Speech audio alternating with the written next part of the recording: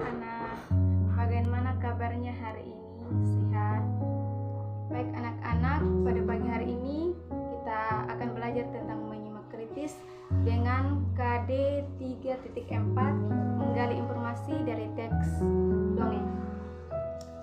Sebelum itu, sebelum Ibu tayangkan videonya terlebih dahulu, Ibu akan menjelaskan tentang menyimak.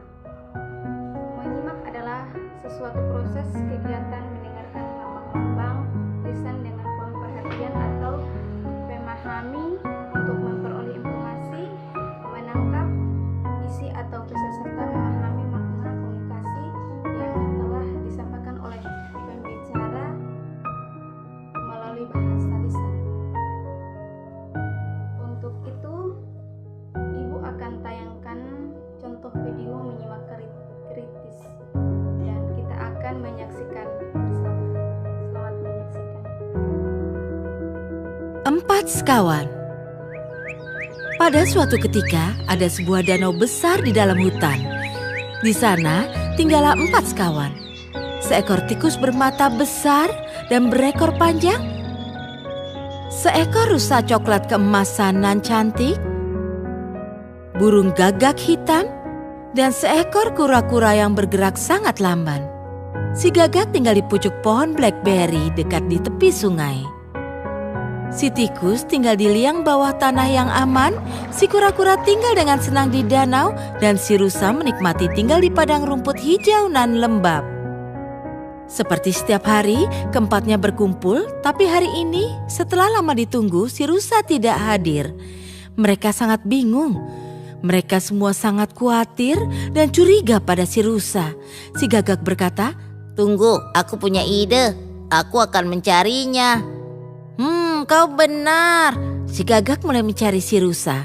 Dia berkuak keras-keras tapi sia-sia.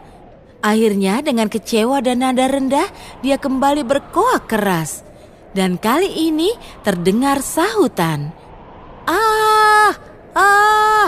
Oh, itu pasti suara si rusa. Si gagak lantas terkejut melihat seorang pemburu telah menjerat si rusa dalam perangkapnya. Dia menenangkan si rusa dan bergegas kembali ke teman-temannya. Tanpa menunda lagi, si kura-kura berkata pada si tikus, "Tikus, duduklah di punggung si gagak dan sobeklah jala itu dengan gigimu yang runcing." Segera saja si gagak dan si tikus berangkat untuk menyelamatkan teman mereka. Dengan gigi runcingnya, si tikus menyobek seluruh jala dan membebaskan si rusa. Sementara itu, si kura-kura lamban juga tiba di tempat. Setelahnya, keempat sahabat itu saling bersambutan dengan gembira. Tiba-tiba, ada suara datang. Si pemburu sedang mendekat. Si gagak terbang cepat dan bertengger di pohon. Si tikus lari ke liangnya dan si rusa lari pergi karena masih ketakutan. Si kura-kura tertinggal sendirian.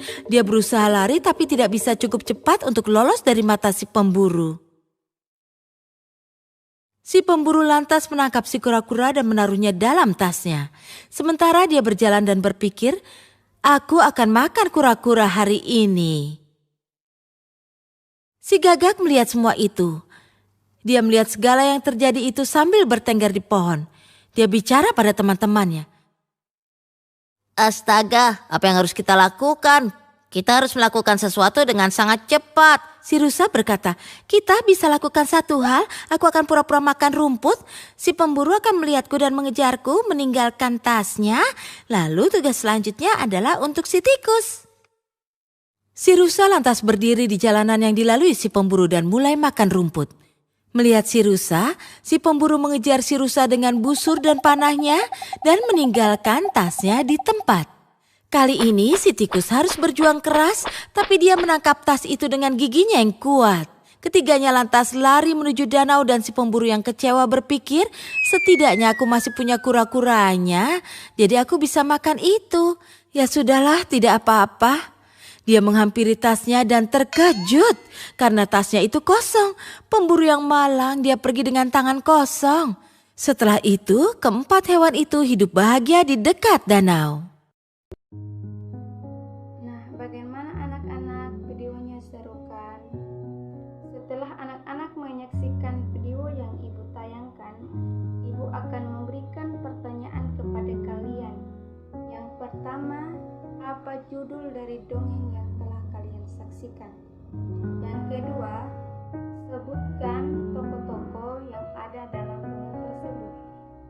Yang ketiga, apa pesan moral yang disampaikan dalam bom tersebut? Untuk pertanyaan ini, anak-anak silahkan mengerjakan di rumah dan nanti ibu akan kirim